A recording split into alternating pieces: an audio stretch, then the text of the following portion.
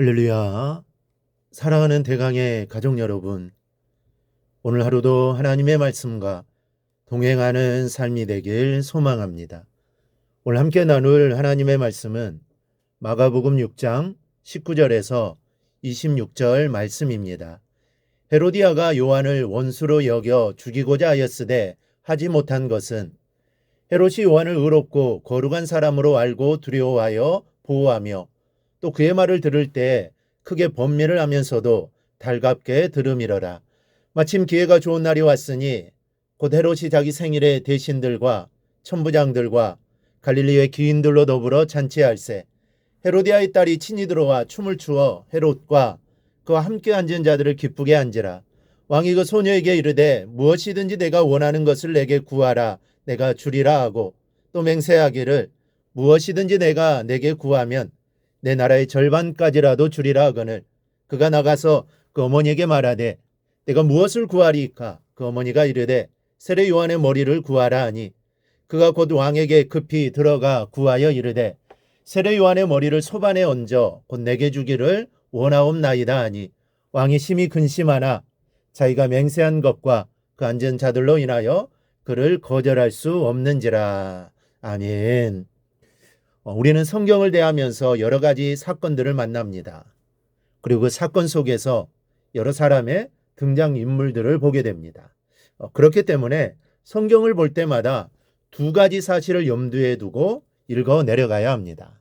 하나는 등장인물 때문에 사건이 어떻게 전개되고 또 결말이 났는가 하는 것과 또 하나는 그 사건이 등장인물에게 어떤 영향을 주었는가 하는 것입니다. 그리고 그 사건 속에 이번에는 나 자신을 집어넣고 그 사건과 그 사람에게서 얻을 수 있는 것들을 내 것으로 소화해내는 그런 과정들을 가져야 합니다. 그러면 그 말씀이 내 것이 되어 큰 힘과 지혜를 얻게 되는 것을 여러분 체험하게 될 겁니다. 이 세례 요한의 죽음에 관한 본문의 사건도 우리는 이런 관점에서 보아야 합니다. 이 사건은 사건 때문에 사람이 영향을 받는 것보다는 등장인물들 때문에 사건이 어떻게 전환되어 또 결말로 가게 되었는가를 살펴보는 것이 참 은혜스럽습니다. 그래서 오늘은 요한의 죽음을 통해 헤롯 안디바가 어떤 사람인가를 살펴보고 내일은 또 헤로디아에 대해서 함께 살펴보도록 하겠습니다. 그리고 마지막으로 세례 요한의 죽음을 종합적으로 평가해 보려고 합니다. 먼저 헤롯 안디바는 이중적인 성격 구조를 가진 사람이었습니다. 20절에 보면 헤롯 안디바가 가진 이중적 성경을 밝게 알 수 있습니다. 헤롯이 요한을 의롭고 거룩한 사람으로 알고 두려워하여 보호하며 또 그의 말을 들을 때 크게 번민을 하면서도 달갑게 들음이러라. 보통 사람들은 자신을 비난하는 사람을 좋지 않은 사람으로 매도하려는 경향을 가지고 있습니다. 특히 권력을 가진 사람은 이런 경향이 더 심해서 분명히 자신이 잘못된 정책을 펼쳤다는 것을 알면서도 잘못하셨노라고 바른 말을 하는 사람을 참지 못합니다. 그 사람이 입을 막고 또 팔을 비틀고 주리를 틀어서라도 그 입을 막고 싶어 합니다. 이 죄명은 괘씸죄입니다. 그런데 헤롯은 오히려 세례 요한을 존경하고 또 자신의 잘못을 지적하는 말에 두려워하고 고민하면서도 달게 들을 줄 아는 사람이었습니다. 속이 상하면서도 그것을 받아들일 줄 아는 사람입니다. 이것은 헤롯의 장점입니다. 이 통치자로서 좀처럼 갖기 힘든 좋은 점을 가지고 있었던 겁니다. 그런데 그렇게 요한을 존경하고 두려워한다면 요한이 마음대로 활동하며 또 사람들을 가르치도록 내버려 두어야 하는 게 당연합니다.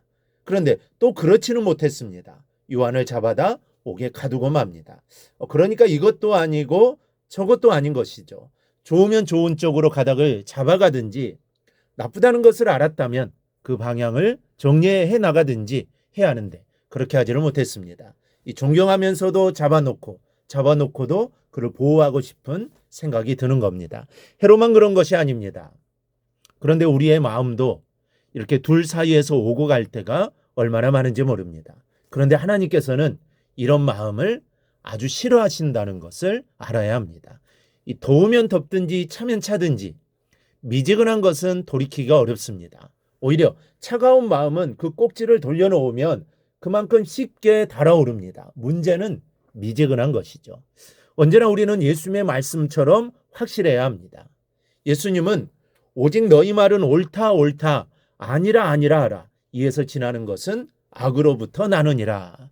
이 말씀을 기억하고 헤롯같이 이랬다 저랬다는 것이 아니라 오직 하나님만을 바라보며 하나님을 향해 달려나아가는 삶을 살아가기를 바랍니다.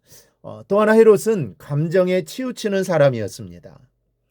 그때의 기분이 좋으면 다 좋은 것이고 기분이 상하면 다 나쁜 그런 사람이었습니다. 이 본문은 헤롯이 자신의 생일잔치에 친구들을 불러놓고 함께 벌이던 술판입니다. 그런데 예상치 못했던 일이 벌어지죠. 헤로디아의 딸인 살로메가 그 술판에 끼어들어 춤을 추었던 겁니다. 이스라엘의 관습에 이런 일은 있을 수 없는 일이었습니다. 여자가 혼자 춤을 춘다는 것은 방탕하다고 생각했습니다. 그런 춤은 직업적인 창녀만이 출 수 있는 것이죠. 그런데 왕과 혈통을 받은 왕녀가 술자리에 앉은 남자들이 기분 좋아할 만큼 음란한 몸집에 춤을 추었다는 것이죠. 그런데 춤을 춘 살로메보다 이런 춤을 기분 좋게 받아들이는 헤롯에게 더 큰 문제가 있다는 것을 우리는 기억해야 합니다. 그만큼 헤롯은 감정적인 사람이었다는 것이죠. 도저히 있을 수도 없는 일도 자기 기분이 좋으면 오케이 하는 사람이었다라는 말입니다. 거기다 한술 더 뜹니다. 무엇인지 원하는 것을 달라 해라. 내가 원한다면 나라의 절반까지도 주겠다라고 말합니다.